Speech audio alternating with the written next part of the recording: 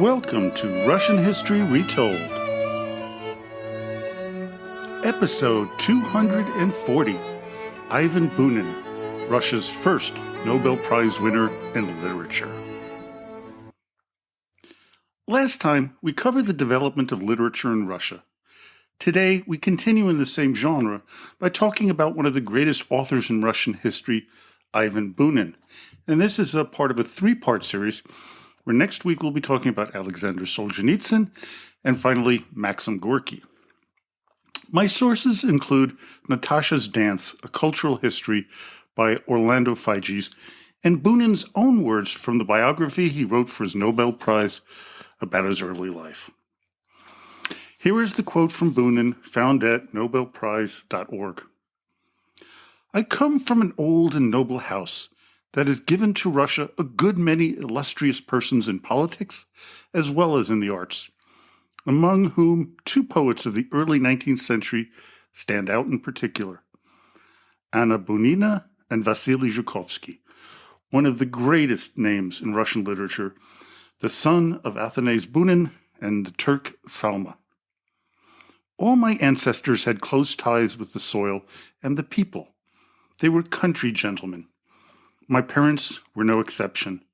They owned estates in central Russia and those fertile steppes in which the ancient Muscovite czars had settled colonists from all over the country for their protection against Tatar invasions from the south.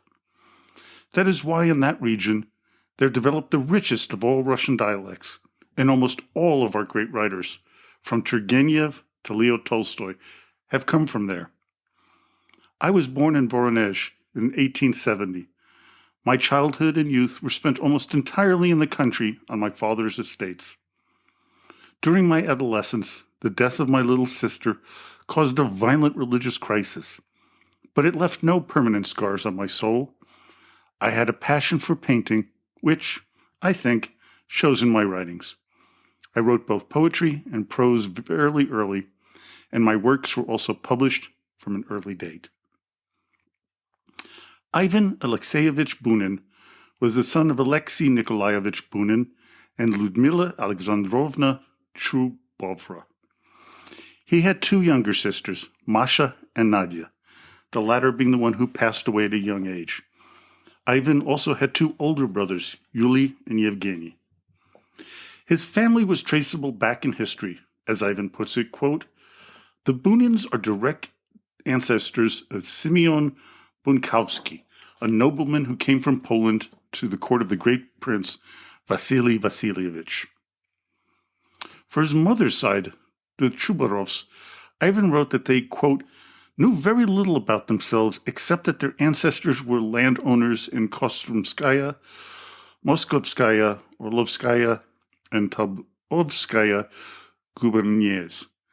As for me, from early childhood, I was such a libertine as to be totally indifferent both to my own high blood and to the loss of whatever might have been connected to it. While his family was of noble blood, they were not well off. They were part of a growing class of impoverished landowners. This was quite common after the freeing of the serfs in Russia. While I found no evidence that the Bunins owned any serfs, it is highly likely that they did at one point or another. Owning serfs was not always profitable, as their upkeep was usually quite expensive, especially if your land holdings were moderate or small. On his life on the farm, Bunin would write, quote, there, amidst the deep silence of vast fields, among cornfields, or, in winter, huge snowdrifts which were stepping up to our very doorsteps, I spent my childhood, which was full of melancholy poetry. As you can already see, his writing is of fantastic color and depth, and I'll obviously share a lot more of his quotes. Bunin's family was quite close, and his father instilled in the young Ivan a sense of the great importance of education, but not in any specific field, but in the broadness of a well-rounded education. This wasn't without some issues with the father. He had fought in the Crimean War, which caused him to suffer PTSD, although that obviously wasn't in the lexicon back then. As Bunin describes his father, quote, Before the Crimean War, he'd never known the taste of wine. On return, he became a heavy drinker, although never a typical alcoholic. Ivan's father spent an extensive amount of time in Warsaw, Poland, which exposed him to a lot of Western ideas. In addition, Ivan's mother, Ludmila, would teach him about native Russian culture, and especially Russian folklore. While his brothers were interested in mathematics and painting, Vanya, as Ivan was called, was very different. According to his mother, quote, "Vanya has been different from the moment of birth. None of the others had a soul like his." What also made him unique was his perspective of his surroundings. As he describes himself, quote, "The quality of my vision was such that I've seen all 7 of the stars of the Pleiades, heard a marmot's whistle a verst away, and could get drunk from the smells of land or an old book." As Ivan was growing up, his father became addicted to gambling. By the early 1880s, they would lose what little they had. Ivan was sent to public school for the first time when he was 11. Previously, he was taught by several tutors. In 1886, at the age of 16, Ivan was expelled from school due to his not returning after the Christmas break. His burden of work at the farm made it impossible to go to school and support his family. Regardless of Ivan's hardships, they didn't stop his keen mind from writing. He would publish his first poem, Village Paupers, in 1887 in the St. Petersburg literary magazine Rodina, or Motherland. Bunin would have his first short story published, Country Sketch, in the Nikolai Mikhailovsky edited journal Russkoye Bogatstvo, or Russian Wealth. Russkoye Bogatstvo was a monthly magazine published in St. Petersburg from 1876 to mid-1918. In the early 1890s, it served as an organ of the liberal Narodniks. From 1906, it became an organ of the populist socialists. The Narodniks were a politically conscious movement of the Russian intelligentsia that began in the 1860s, many of whom opposed Tsarist rule. In early 1889, Bunin would move to Kharkiv, where he became a government clerk, then an assistant editor of a local paper, librarian, and court statistician. After a brief stint there, Ivan moved to Oryol to work on the local Orlovsky Vestnik newspaper, first as an editorial assistant, and soon after that, he became the full-time editor. This allowed Bunin to publish his short stories, poems, and reviews in the paper's literary section. While he was working on the newspaper, he fell madly in love with Varvara Pashchenko.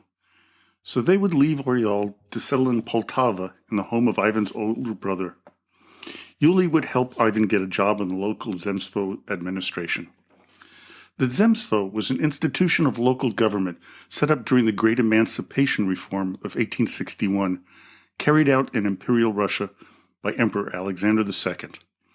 The first Zemstvo laws went into effect in 1864. But of course, the Bolsheviks would shut down the Zemstvo when they came to power. In 1894, Bunin decided to tour Ukraine. In his own words, quote, "Those were the times when I fell in love with Malorossiya, or Little Russia, its villages and steppes, was eagerly meeting its people and listening to Ukrainian songs, this country's very soul." After his tour of Ukraine, Bunin would meet Leo Tolstoy. So enamored of the famous author, Ivan would try to become enmeshed with his followers, trying to emulate Tolstoy's Spartan lifestyle. He would even get arrested for distributing some of Tolstoy's banned works. Luckily for Bunin, he would never serve time, as a general amnesty was declared upon the coronation of Tsar Nicholas II. However, Tolstoy would warn Ivan to avoid, quote-unquote, total peasantification, which he felt that many of his followers had fallen into. In 1895, Ivan would visit St. Petersburg for the first time. He would befriend the Narodniks Nikolai Mikhailovsky and Sergei Krivenko, along with Anton Chekhov, Alexander Ertel, and the poets Konstantin Balmont and Valery Bryusov. Bunin and Chekhov would develop a friendship that would last until Chekhov's death in 1904. Between 1895 and 1896, Ivan Bunin would split his time between St. Petersburg and Moscow. After that, he would travel all over Russia, wanting to get a feel of the people in the countryside. In 1898, he moved to Odessa, but Ivan only stayed there for a short while. In late 1899, he started attending the Sreda, or Wednesday, literary group in Moscow. Here, Ivan would hang out with some of the best authors in Russia. Bunin was not everyone's favorite, as he would rub people the wrong way. As Boris Konstantinovich Zaitsev remembers, quote, Bunin made everybody feel uncomfortable. Having got this severe and sharp eye for real art, feeling acutely the power of a word, he was full of hatred towards every kind of artistic excesses. And times when throwing pineapples to the sky was the order of the day, Bunin's very presence made his words stick in people's throats. In 1889, Bunin met Maxim Gorky. The two would become close friends initially, but that would sour after Bunin and Gorky realized that they had sharply different opinions about the Bolsheviks. Ivan would be a solid anti-Bolshevik, and while Gorky would initially be against them, he would eventually return to in the USSR in 1932. They would stop speaking or writing to each other for the rest of their lives. Beginning in 1900, Bunin's works, Poems and Stories, and Flowers of the Field were followed by Falling Leaves. Bunin's third book of poetry was published to rave reviews. He would also write a poem entitled Falling Leaves in the October 1900 issue of Zhizhin, or Life magazine. For that poem, and along with his translation of Henry Wadsworth Longfellow's The Song of Hiawatha, Ivan Bunin would win his first Pushkin Prize for literature. Bunin's personal life during the period between his marriage to Varvara Pashchenko in 1890 and 1905 was tumultuous, to say the least. Ivan and Pashchenko divorced a few years later after their wedding, as it became apparent early on the two of them were totally incompatible. In September 1898, Ivan would marry the 18-year-old Anna Sakina, daughter of an NP, take a Greek social democrat activist, the publisher and editor of the Odessa newspaper, the Southern Review. This marriage also would not end well. Within 2 years, they would realize they were not in love. Still, Anna would give birth to a son, Nikolai, in Odessa on August 30th, 1900. The boy, of whom his father saw very little, died on January 16th, 1905, from a combination of scarlet fever, measles, and heart complications. The two would only get a divorce in 1922, despite Ivan trying to end their marriage legally over and over again. The reason he was so desperate to rid himself of Anna was that he had fallen in love again, this time with Vera Muromtseva, niece of a high-ranking politician, Sergei Muromtsev, who was the chairman of the First Imperial Duma in 1906. Their relationship was odd, as Ivan would have an affair with the Russian poet Galina Kuznetsova, which was accepted by Vera. She was rumored to be having an affair with Leonid Zurov, something that Ivan was also well aware of. In 2000, a film called His Wife's Diary was produced about Bunin. The plot was, quote, a tragic story of love and loneliness. This is the unknown life of the Russian writer Ivan Bunin. The love story involved Bunin, his wife Vera, the young poet Galina Plotnikova, opera singer Marga Kovtun, and literary man Leonid Gurov. It won the grand prize of the Kinotvar Festival and the 2000 Nika Award for Best Film, Best Male Actor, and Best Cinematography. In 1909, Bunin would win his second Pushkin Award for poems, 1903 to 1906, and translations of Lord Byron's Cain and parts of Longfellow's The Golden Legend. But it would be in 1910 that Ivan Bunin would produce what many believe is his most outstanding work, the short novel The Village. It was a bleak portrayal of Russian country life, which he depicted as full of stupidity, brutality, and violence. The book caused controversy and made him famous. The great work made Maxim Gorky proclaim that Bunin, quote, was the best Russian writer of the day. The Social Democrats and other liberals praised his work for showing the true nature of the life of the peasants of Russia. The intelligentsia and the nobility were appalled. Many would not believe that this was what life was like in the country start. Starting in December 1910, Bunin and Lord Seva would travel to the Middle East and Ceylon, which is present-day Sri Lanka. The trip would inspire Ivan to write the books Brothers, The Tsar of Tsar City, and Waters Aplenty. In 1912, though, he would publish Dry Valley, another story about the harsh life of the typical Russian peasant. As with The Village, the liberal left would love it, but the conservative right would be appalled. Nevertheless, it made Ivan's light shine brighter and brighter. With the onset of World War I, Bunin would grow increasingly concerned about the direction Russia was headed. He grew highly pessimistic about Russia's future. Still, he continued writing and publishing in the early years of the war.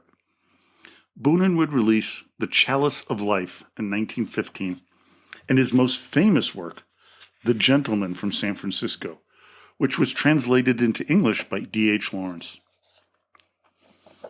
This short story was about a 58-year-old American from San Francisco who has acquired a great fortune and sets off with his wife and daughter on a world tour. He makes it to Naples, but the town and weather disappoint him. Off to Capri, where he suddenly dies in the lobby of a fancy hotel. The second half of the story is concerned with the change in the once deferential staff's attitude toward the deceased man and the dehumanizing way his body is treated as it makes its journey out of Italy. In 1916, Ivan Bunin suddenly stopped writing. He became so despondent about the millions of Russian men dying in the war that he became depressed. After the Tsar abdicated, Bunin felt even worse. By April 1917, he severed relations with Maxim Gorky due to his radical ideas. As I said before, they would never communicate again. With the Bolsheviks tightening travel, it wasn't until May 21st, 1918, that Bunin and Morozeva obtained the official permission to leave Moscow for Kyiv, and then continue their journey to Odessa. By 1919, Bunin was working for the Volunteer White Army as the editor of the cultural section of the anti-Bolshevik newspaper Luzhnoye Slovo. Finally, on January 26, 1920, the couple boarded the last French ship in Odessa and soon were in Constantinople. From there, they would spend a short time in Sofia, Bulgaria, and Belgrade, Yugoslavia. Then finally, on May 28, 1920, they made it all the way to Paris, like the many Russian immigrants I mentioned in the series about what happened to the nobility after the Russian Revolution. Bunin, while totally against the Bolsheviks, was also totally against any foreign intervention. As he said to one of his friends, quote, "It's for a common Russian countryman to sort out his problems for himself, not for foreign masters to come and maintain their new order in our home. I'd rather die in exile than return home with the help of Poland or England. As my father taught me, love your own tub, even if it's broken up." Now, though he stressed about living in Paris, he began to write again. His first work was Scream, a compilation of short stories he wrote in 1911 and 1912. He was having difficulty dealing with his new environment, believing that he was best suited for, quote, the old world, that of Goncharov and Tolstoy, of Moscow and St. Petersburg, where his muse had been lost, never to be found again. In order to reconcile his situation in Paris with what was going on in Russia, Bunin wrote the following, quote, "There was Russia, inhabited by a mighty family, which had been created by the blessed work of countless generations. What was then done to them? They paid for the disposal of the ruler with the destruction of literally the whole home and with unheard of fratricide. A bastard, a moral idiot from the birth, Lenin presented to the world at the height of his activities something monstrous, staggering. He discorded the largest country of the earth and killed millions of people. And in broad daylight, it is being disputed. Was he a benefactor of mankind or not? Once settled, Bunin produced Mitya's Love in 1924, Sunstroke in 1925, and Coronet Yelagin's Case. Then, Ivan would write his only long novel between 1927 and 1939, The Life of Arseniev. It was a fictional work that used autobiographical memories of Bunin's life. It was released in 5 volumes between 1932 and 1939. His subsequent work, Cursed Days, was a condemnation of the Bolsheviks.